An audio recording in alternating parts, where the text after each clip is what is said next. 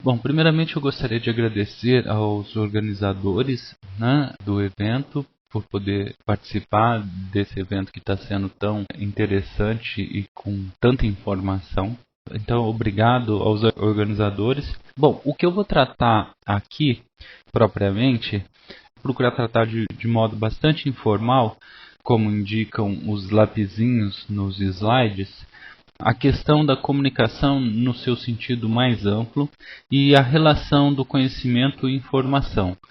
Porém, isso é mais uma comunicação para nos instigar a pensar esse problema do que uma apresentação que apresente rigorosamente uma solução para o problema, apesar que no final a gente vai ver, eu vou dar a minha solução para o problema. A partir daí, então, vamos definir, para fixar as ideias, o que eu vou chamar de problema puro da comunicação, ou seja, como comunicar algo de minha consciência à consciência do outro.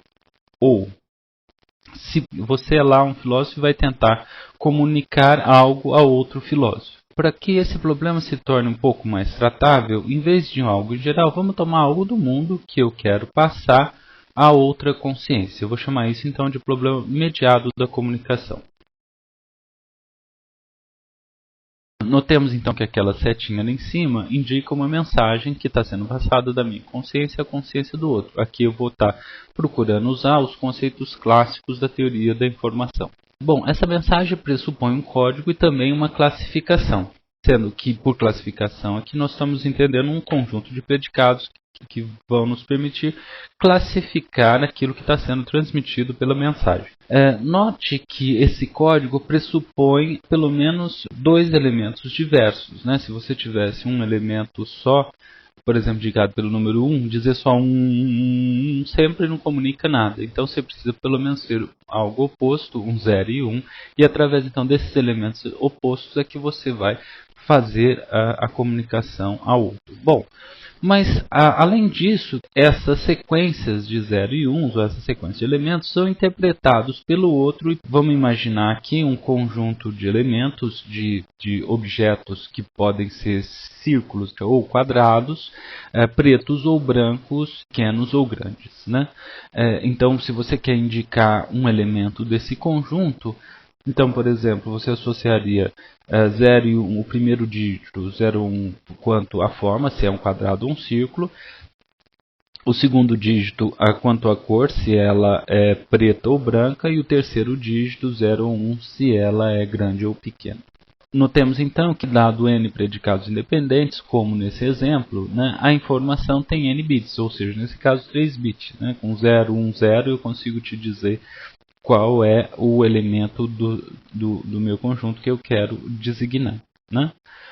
E, portanto, dado uma classificação, nós podemos ter uma medida de informação. Na realidade, isso não é bem assim, vai depender de como é essa classificação, mas podemos tomar isso como uma ideia geral, quer dizer, só para expressar aqui a ideia geral da medida da teoria da informação. Bom, mas aí vem a pergunta, e se as minhas categorias são diferentes das do outro, né?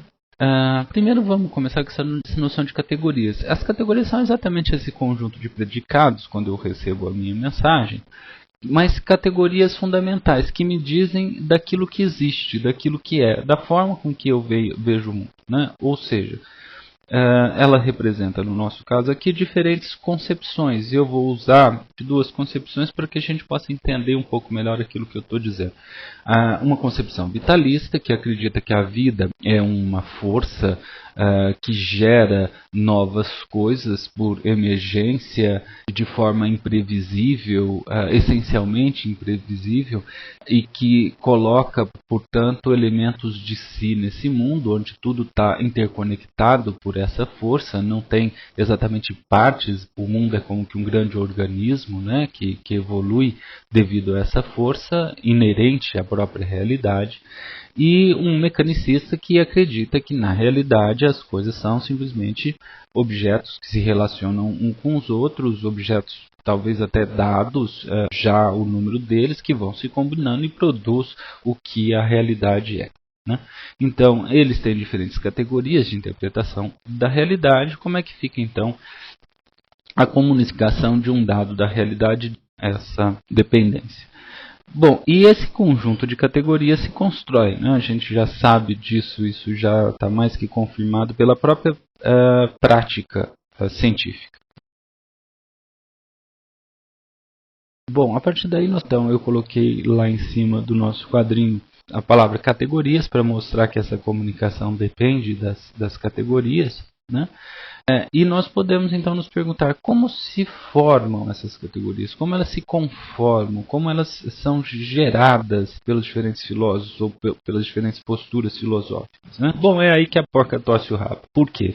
Porque no caso da filosofia propriamente dita, nós estamos lidando com metaconceitos que estão, segundo a terminologia do filósofo epistemólogo francês Gilles Gaston Granger, em que você não tem propriamente conceitos no sentido que você tem na ciência que representam coisas diretamente da realidade, uma estruturação dos fenômenos de tal modo que você pode testar se essa sua estrutura conceitual é aquela estrutura dada pelos fenômenos na experiência.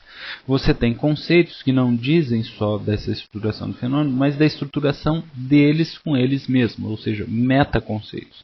Nessa medida, esses metaconceitos estabelecem uma liberdade de interpretação do mundo, que eu estou chamando aí de liberdade filosófica, que faz com que você tenha diferentes formas de ver essa realidade. Retomando o nosso vitalício, nosso mecanicista, o conceito de vida, por exemplo, é um metaconceito, quer dizer, ele estrutura coisas na realidade para ambos. No final das contas, o seu modelo que trata da realidade científica não consegue dar conta de todas essas possibilidades, o que faz com que isso acabe sendo mesmo uma postura filosófica do cientista que está olhando para a realidade. Ou seja, nós ainda estamos no nível dos metaconceitos, e, portanto, eles não vão conseguir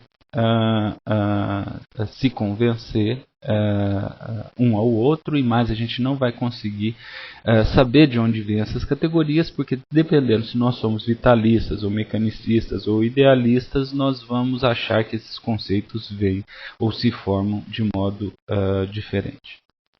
Com isso, a gente pode concluir que o problema puro da comunicação e o problema mediado da comunicação recebem respostas negativas. Eu não vou conseguir comunicar aquilo que eu quero dizer. Ou melhor, recebem respostas parciais. A informação é passada parcialmente e não completamente, de um para outro, né?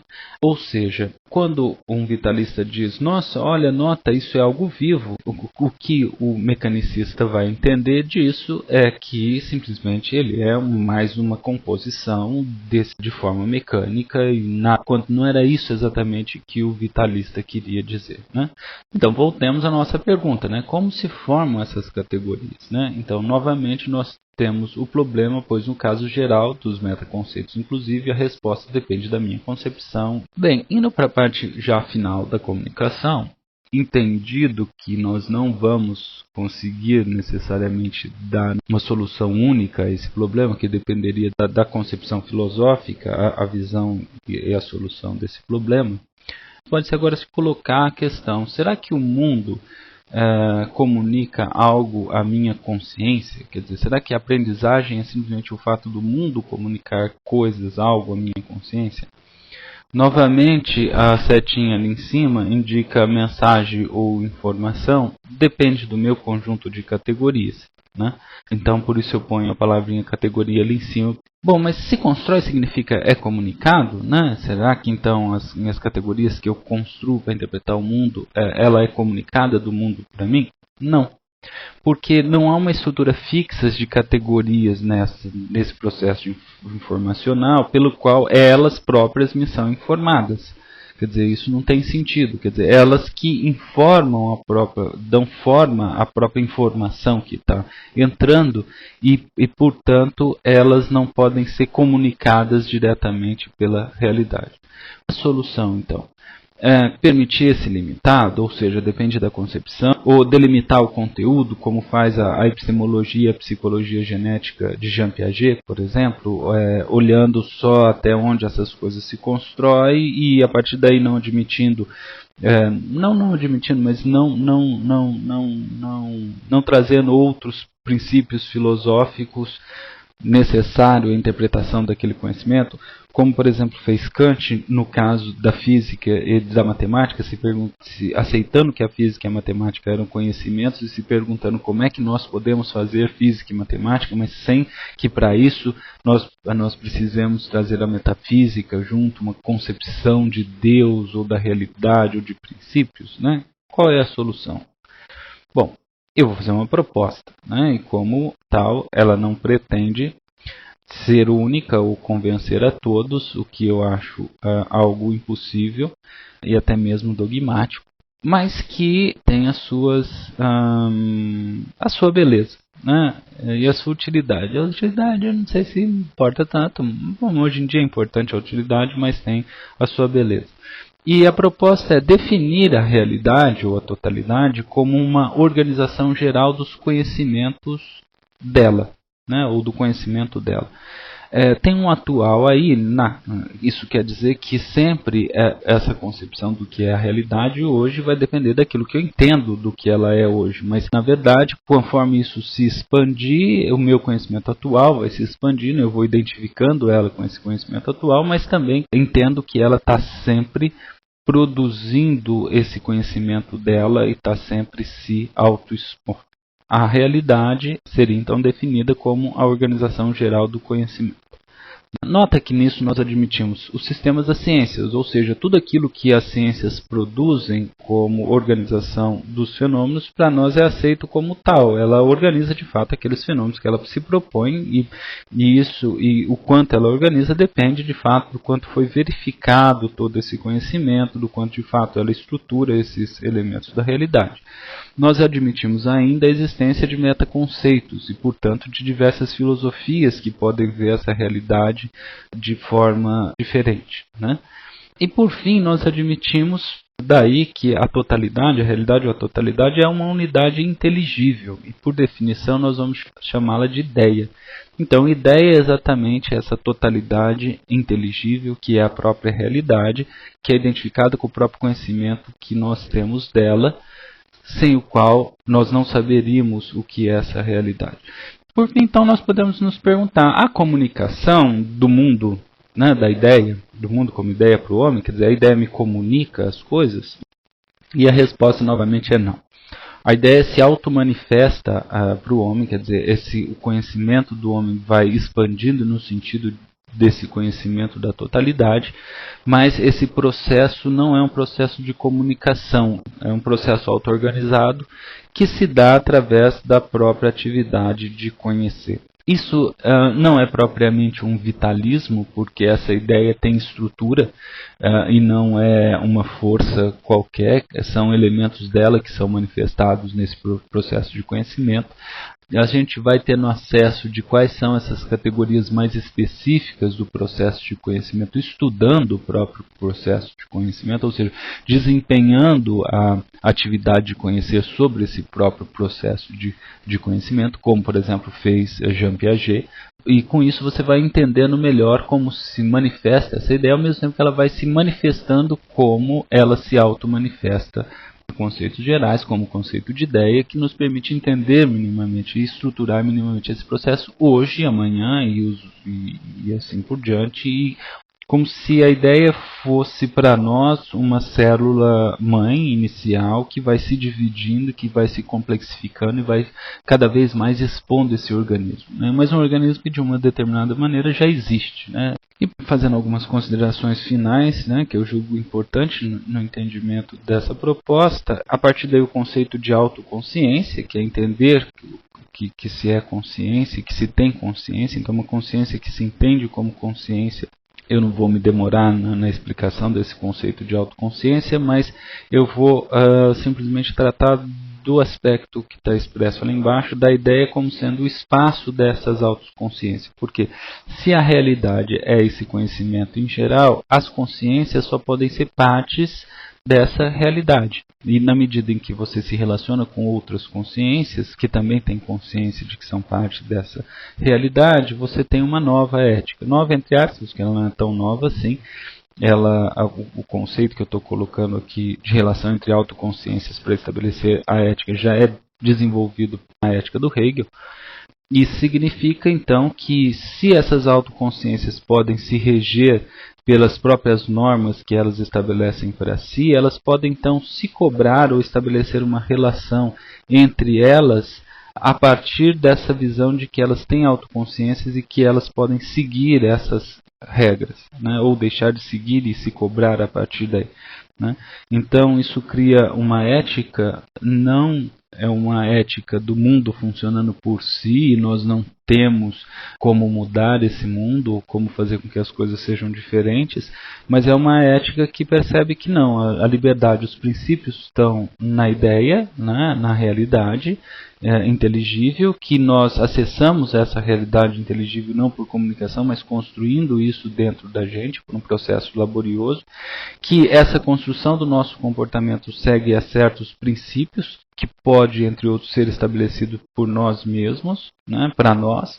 Né, você pode ir lá morrer, como fez Sócrates, tomando cicuta, mas não abrindo mão das suas ideias, ou como fez Gandhi, e seguindo esses princípios e entendendo que existe essa comunicação entre as diversas autoconsciências, né, você pode então propor uma nova forma de ver o mundo, justamente pela liberdade filosófica dos autoconceitos e, portanto, estabelecer um mundo de liberdade, onde a liberdade exista, né? E as pessoas possam se manifestar e pensar essa realidade e modificar essa realidade. Né? Depende de quê? De que nós façamos isso. Segundo essa concepção, depende de que nós façamos isso. Reconhecido isso, de que nós aponhamos em prática. Ou não, pode acontecer ao contrário, você não aceita esse metaconceito, acha que, na verdade, é mais fácil eu não me meter, né, com essa realidade e, portanto, eu acho que ela é feita assim mesmo, não vai mudar e eu não tenho o que fazer e fica por isso mesmo. Bom, mas é isso então o que eu queria colocar em relação ao conhecimento e, portanto, eu acho um tanto quanto equivocada a ideia geral de tratar o conhecimento como informação. É basicamente isso a minha exposição. Obrigado.